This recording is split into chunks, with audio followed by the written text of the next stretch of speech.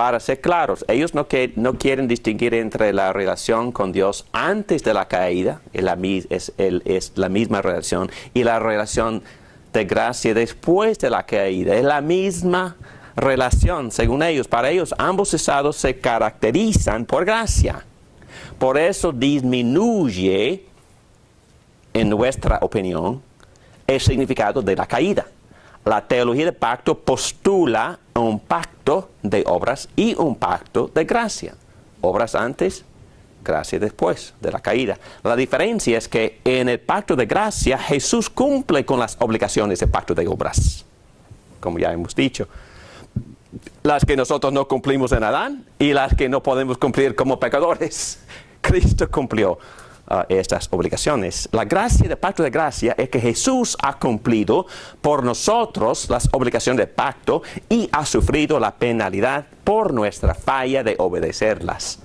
Los teólogos del pacto toman en serio la caída y sus implicaciones, y nosotros diríamos que ellos no toman en serio las consecuencias de la caída.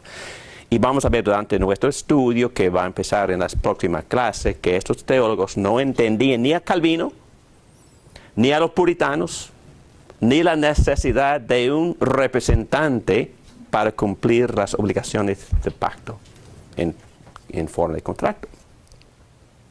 Bueno, otra protesta, la C, página 31.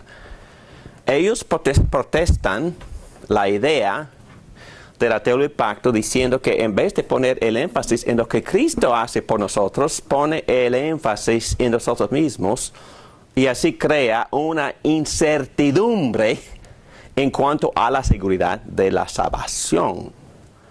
Esta objeción es interesante porque el propósito de la teología del pacto es el de darnos confianza y seguridad. Pero, para poder entender esta protesta, sí, claro, nosotros como puritanos, ¿verdad? Sí, creemos en la salvación por pura gracia, pero también insistimos en la necesidad de obras para poder probar que en verdad hemos recibido la gracia. Es más, nosotros diríamos que si no entendemos o comprendemos algo de la gracia, es totalmente imposible hacer buenas obras. Porque las buenas obras implican también la disposición del corazón. Y solo por contemplar la belleza, la hermosura de Cristo, sacrificándose por nosotros los rebeldes y pecadores, y por entender que yo merezco esa cruz, y me quedo maravillado por lo que Cristo hizo por mí, y eso, por gracia, produce en mí un amor hacia Dios y también hacia el prójimo, porque quisiera compartir lo mismo con otros, lo que Dios me ha dado en Cristo, su amor.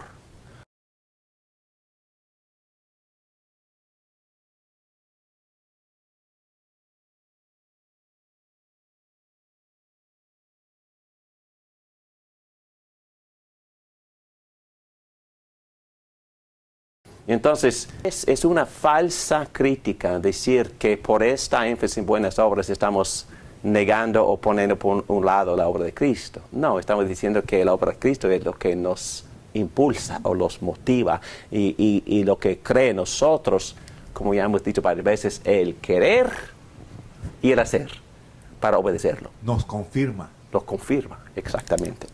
Muy bien. Y este teólogo Torrance, al teólogo Torrance no le gusta la idea de fe como una condición necesaria para poder recibir la gracia del pacto. Entonces, estamos volviendo otra vez al universalismo, porque ni la fe es necesaria. La respuesta, parte del punto de vista de la teología del pacto, es que no importa si usamos el término condición o requerimiento, la fe también es un don por gracia. El pacto enseña que nuestra obediencia es fruto de la gracia. Bueno, vale la pena leer este texto, ¿verdad? Vamos a buscar en la Biblia la carta a los Efesios, capítulo 2. Y creo que este es el evangelio fundamental, el evangelio básico. Bueno, voy a leer un poco arriba. En capítulo 2 de los Efesios, versículo 1 dice: en otro tiempo ustedes estaban muertos en transgresiones y pecados. Muertos. Y una persona muerta requiere que una resurrección. Requiere que Cristo venga y que lo resucite por el Espíritu Santo, para que pueda empezar a vivir para Dios, en los cuales andaban conformes a los poderes de este mundo, se conducían según el que gobierna las tinieblas, según el Espíritu que ahora ejerce su poder en los que viven en la desobediencia. Bueno, vamos a ir más abajo. Y en el medio del versículo 3 dice, como los demás éramos por naturaleza objeto de la ira de Dios. Pablo dice que nosotros estando desconectados, separados de Cristo, en nuestro pecado, dice que somos objetos de ¿qué? La ira de Dios. Pero Dios, que es rico en misericordia, por su gran amor por nosotros, nos dio vida con Cristo, aun cuando estábamos muertos de pecado. Por gracia, ustedes han sido salvados. Y en unión con Cristo Jesús, Dios nos resucitó y nos hizo sentar con Él en las regiones celestiales, para mostrar en los tiempos venideros la incomparable riqueza de su gracia, que por su bondad derramó sobre nosotros en Cristo Jesús, porque por gracia ustedes han sido salvados mediante la fe. Esto no procede de ustedes, sino que es regalo de Dios. Entonces, ¿qué es lo que no procede de nosotros? La salvación. ¿Y qué más? La obra.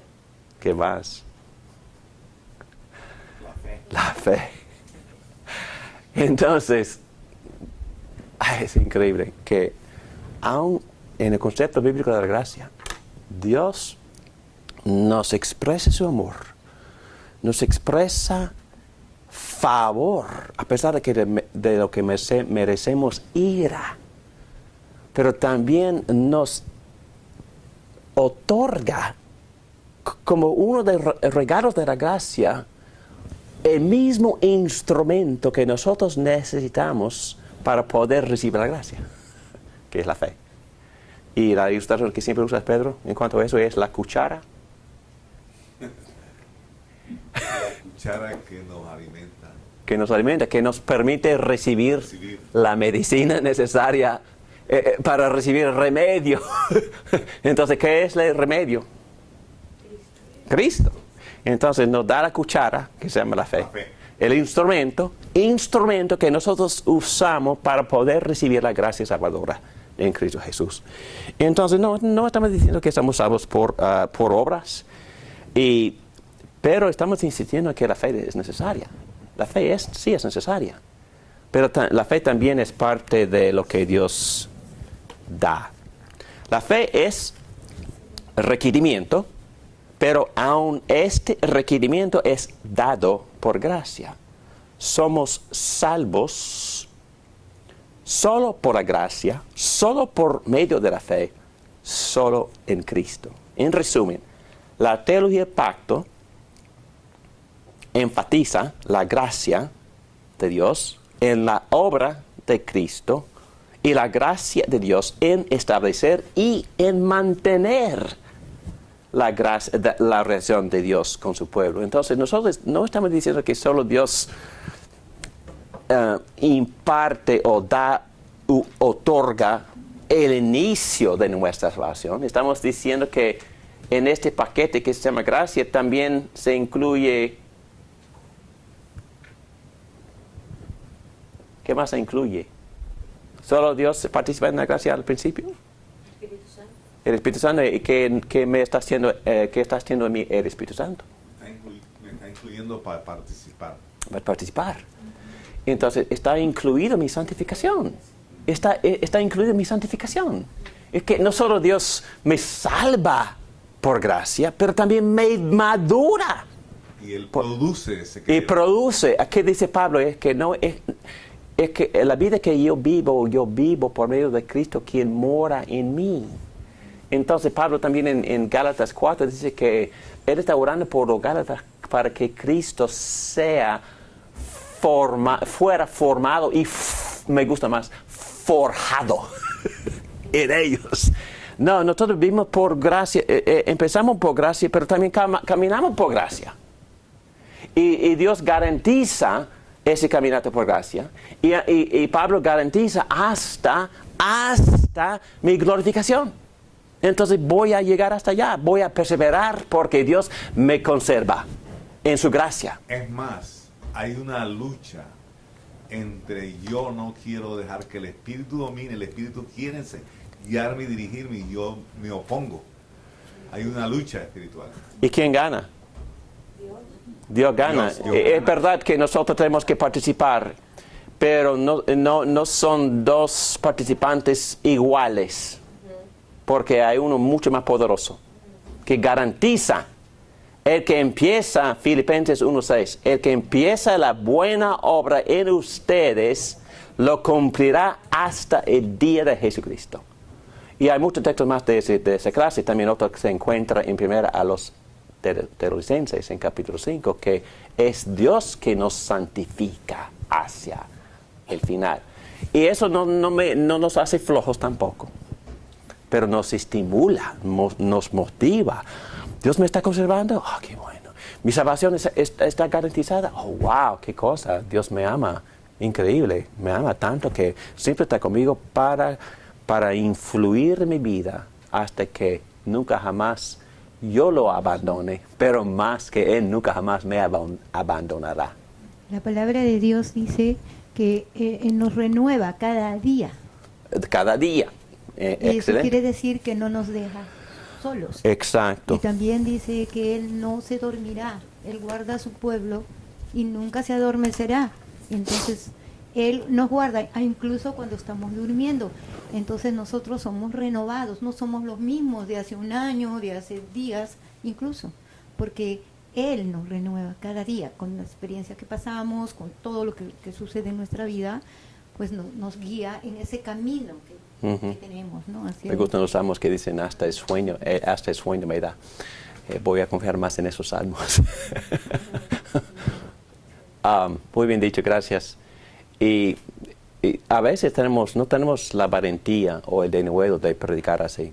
Pero un sermón que me gustó muchísimo fue por este pastor bautista reformado que se llama John Piper.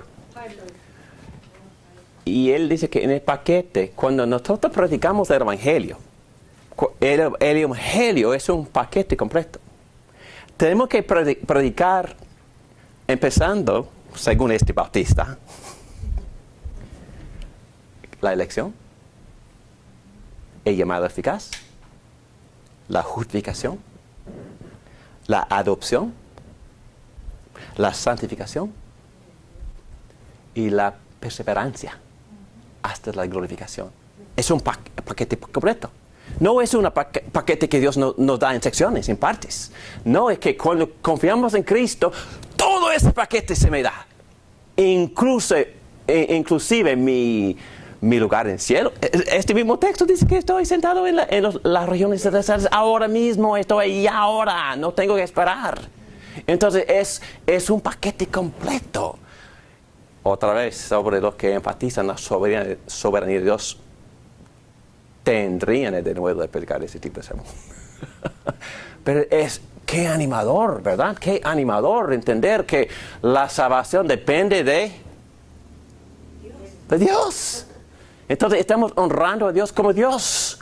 Y cuando usamos la palabra soberanía, estamos diciendo que vamos a dejar que Dios sea Dios. No soy Dios, entonces, qué bueno. Eso también crea más el sentido de gratitud, más el sentido de el deseo de agradarle, de agradecerle, porque nos ha dado tanto. No, solo que es un alivio y descanso. Exacto. Que se nos quita un peso gigante en las espaldas. Exactamente. Porque Cristo el que cargó, ¿no? Y cuando nosotros regañamos a los pecadores, eso no sirve. Hay que decirle, mire. ¿Qué dicen los salmos? Que cuando entramos en el santuario y contemplamos la hermosura, eso es lo que produce en mí un verdadero arrepentimiento. Porque arrepentimiento empieza con el corazón, empieza con la disposición del corazón, empieza con mi deseo. Una persona que no tenga deseo jamás va a arrepentirse. Una persona que no está convencido que el placer más grande que se encuentra en Cristo, esa persona siempre va a estar buscando otros ídolos. Otros ídolos que en su opinión, en su distorsión, en su necedad, en su tontería, van a satisfacerse. Y nunca, los ídolos mienten y matan. Prometen y proveen pura desilusión. Muy bien. Hay otro concepto aquí que dice, la cruz en página 33, dice que la cruz es necesaria para la reconciliación. Claro que sí. Pero esto no quiere decir que el amor de Dios es creado o evocado por la cruz. Es otra crítica de ellos. Están diciendo que Cristo en la cruz rogando al Padre, por favor, perdónanos, porque fíjate lo que estoy diciendo por ellos. Jamás. El amor de Dios viene primero. Jesús está en la cruz porque Dios es amor. No porque Jesús está tratando de convencer a Dios a que ame al pecador. No, jamás, es una tontería. Jesús también está en la cruz porque Dios es justo. Es necesario que Dios ame con justicia. Por tanto, Jesús está cumpliendo la condición necesaria para que Dios nos perdone. La misericordia no es la antítesis de la justicia. La antítesis de la justicia es la injusticia, no la misericordia. Dios no es obligado a mostrarnos misericordia. Es interesante, ¿verdad? Que los que tienen el concepto de universalismo están diciendo que no. No, es más, el hombre en la calle a veces dice, no, es que yo sé que estoy cometiendo maldades, pero Dios me va a perdonar. Es su trabajo perdonarme. Es su trabajo, es que lo que dicen, no están confundiendo, es que Dios no tiene obligación. No, Dios no es obligado a perdonar. Dios ni es obligado a mostrarnos misericordia. Si Dios no perdona a nadie, queda bueno y justo y santo. Si no perdona a nadie, Dios no tiene que perdonar, pero perdona por amor. Perdona porque Él es amor. Pero también Dios no puede perdonar abandonando su justicia. Dios primero tiene que, hablando en términos humanos, tiene que buscar la manera de satisfacer su justicia. Porque Dios es justo. Y también en Éxodo 34, versículo 10, dice que Dios no puede pasar por alto la maldad de nadie. ¿Éxodo qué? 34, 7. Dios no puede pasar por alto la maldad de nadie. Entonces, este texto que quiere decir que Dios va a juzgar. Dios va a ejercer su justicia de forma perfecta para todos. Es cuestión de dónde. La expresión de la gente afuera dice, Dios está por encima de todo esto y Él es amor. O sea, es una forma de decir que para Él es como que te perdona siempre, porque Él está por encima de todo. No sé. Ellos están dándole a Dios una característica que no darían a ningún juez terrenal. Mi esposa siempre mira las noticias y comentamos sobre las noticias. Y ayer, o esta mañana, me estaba comentando de un juez que había dejado que un asesino violador lo permitieron salir temprano de la cárcel y lo hizo 2 veces más. Violó y asesinó 2 veces más. Y nosotros protestamos, ¡qué injusticia! Entonces, ¿qué es mi punto? Insistimos en que los jueces de esta tierra practiquen la justicia y apliquen las penalidades apropiadas al crimen. Pero Dios no. Dios perdona libremente, no importa el crimen. Entonces Él va a permitir que estos criminales contaminen su cielo. No lo va a hacer.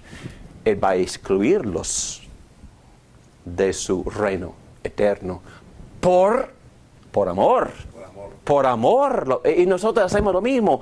Protegemos a nuestros hijos por amor, protegiéndolos de abuso, de crimen. Entonces, por amor insistimos en la justicia. Pedro. Dice en Romanos 3, dice que Dios había pasado por alto los pecados, pero para justificarnos ofreció a Jesucristo. Tengo que leer muy gracias, Pedro. Pero el texto que explique esto con claridad me gusta, Romanos 3. Vamos a ir rápidamente a Romanos 3. Y vale la pena leer este pasaje todos los días de la vida, ¿verdad? Romanos 3. Aquí. 3:25. Sí, exacto, y un poco antes también. Bueno, este capítulo en general expone la gravedad del pecado y también diciendo que el propósito de la ley es convencernos de pecado.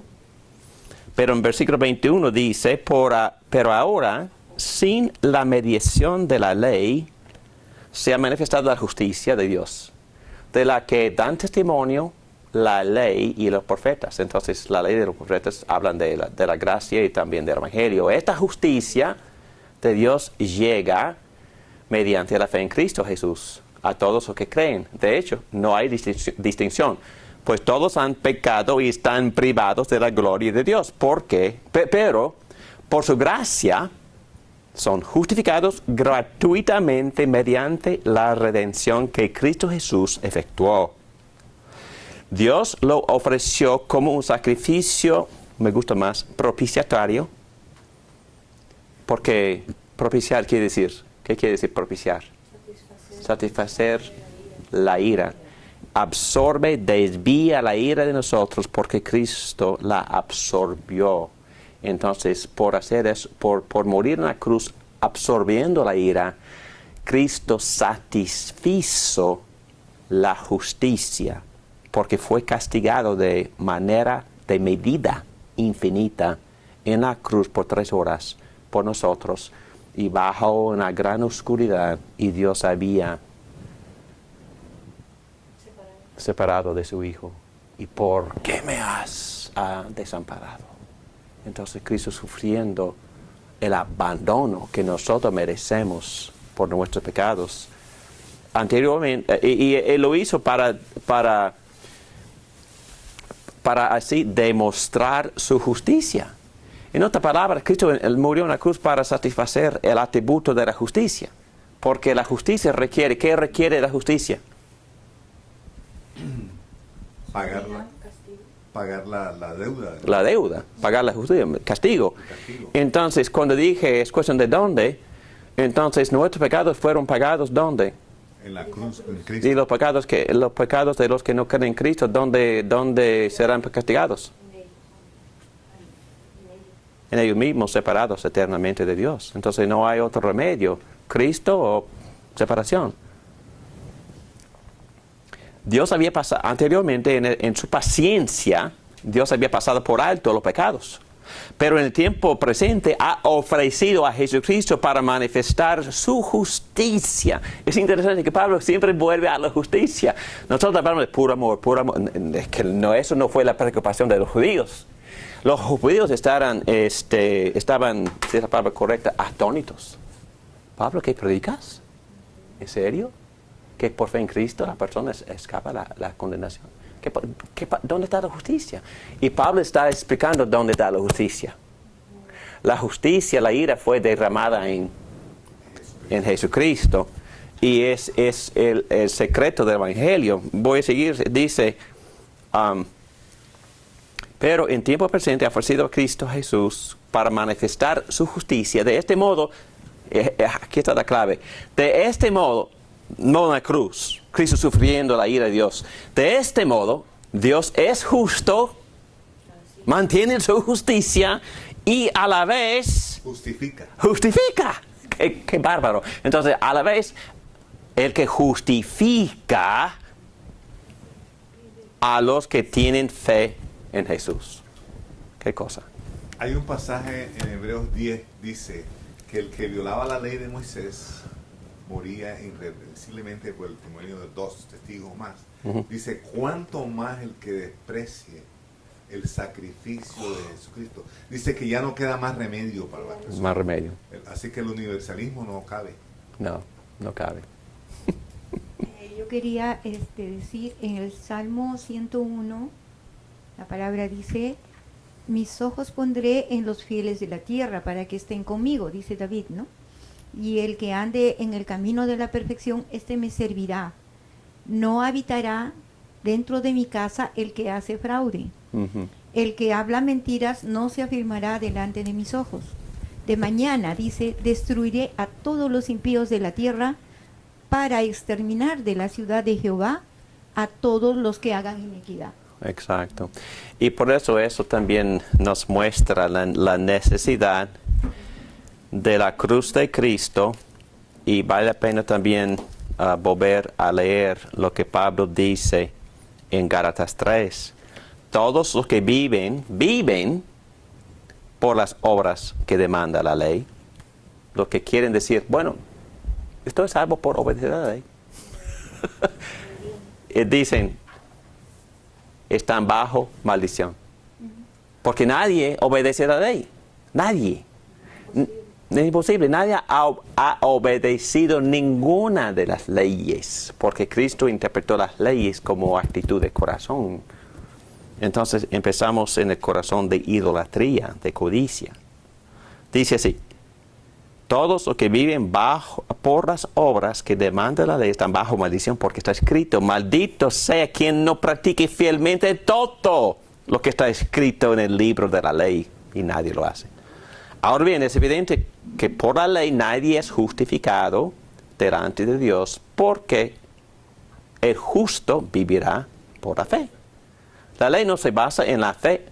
Por el contrario, quien practique estas cosas vivirá por ellas, pero con una imposibilidad de obedecerlas. Cristo nos rescató de la maldición de la ley al hacerse maldición por nosotros. Pues está escrito, maldito todo el que es colgado de un madero. Cristo estaba colgado de un madero, maldito. Él recibió la maldición de nuestra desobediencia, colgándose del madero. Así sucedió para que por medio de Cristo Jesús, la bendición prometida a Abraham llegara a las naciones, y para que por fe recibiéramos el Espíritu según la promesa. Entonces, obedecemos el mismo evangelio que Dios le reveló a Abraham. Muy bien, un punto más y tomamos un descanso. Hablando de los dispensacionalistas. Y es un muy breve resumen, porque vamos a estar hablando de este punto de vista durante el curso. El dispensacionalismo esencialmente niega la continuidad. ¿Entienden esa frase? La continuidad, porque es una palabra que hemos usado varias veces. La continuidad del Antiguo Testamento. Sí, entonces, obviamente hay cosas que no continúan, pero hay mucho más de lo que ellos creen. Okay. Yo recuerdo cuando tocamos el tema del género. Bueno, los dispensacionalistas que creen en la Biblia tienen el mismo concepto de género de lo que la Biblia presenta o lo que la posición ortodoxa presenta, pero en mi opinión tienen argumentos mucho más débiles porque no usan el código levítico, ni pueden volver a Génesis. Porque están diciendo, no, es que las únicas leyes que son aplicables son los del Nuevo Testamento. Pero no, es que cuando Jesús mismo argumentó sobre el punto de vista bíblico acerca del sexo, y cuando el apóstol Pablo también argumentó, ellos volvieron ¿a dónde? A Génesis y al Código Levítico. Ellos citaron el Código Levítico. Y cuando los dispensacionalistas dicen que eso no es aplicable, eso hace mucho más débil la posición, cualquier posición. Ok. Es decir, según ellos, Dios tiene dos pueblos. Y para respetarlos están cambiando y no sé, tengo que estudiar. Cuando presentamos el curso sobre escatología, recuerden que tocamos estos temas, están cambiando. Es que no toman esta exposición de sí tan estrictamente así como antes. Pero según ellos, Dios tiene dos pueblos, dos planes. Un plan para la iglesia, otro plan para Israel. Y muchos de ellos tratan de mantenerse fieles a las doctrinas de gracia que Calvino enseñó y a la vez negar la estructura del pacto, el cual, en nuestra opinión, los padres de la iglesia primitiva, Calvino, los puritanos y los teólogos de Westminster también claramente enseñaron. ¿Okay? Ellos no aceptan esa línea de desarrollo teológico. Los dispensacionalistas influían a muchos bautistas y presbiterianos, pero hablando a su favor, ellos tienen un concepto sumamente alto de la gracia y también de la inspiración de las Escrituras. Y históricamente hablando, en la primera parte del siglo XX, durante todo este conflicto con los discípulos de Barth y las iglesias liberales y el liberalismo que también había infiltrado en la iglesia bautista del sur, ellos prefirieron abrazar los conceptos de dispensacionalismo como el único remedio al veneno del liberalismo que estaba infiltrando en las iglesias. ¿Entienden ese punto?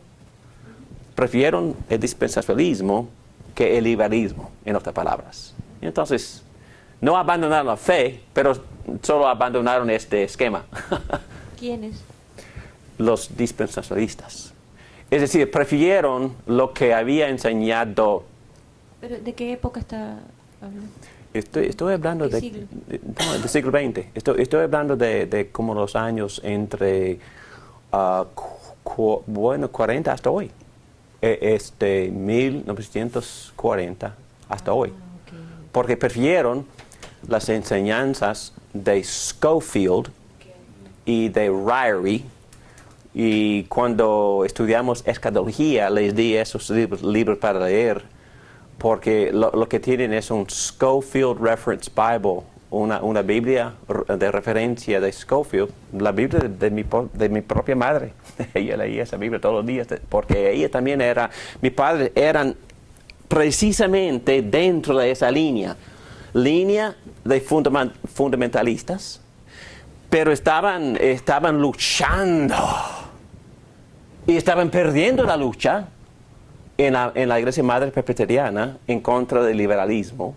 Mi papá regresía de presbiterio después de luchar con los que estaban ordenando a los homosexuales y él protestaba y prácticamente lo aplastaron y lo mataron por protestar.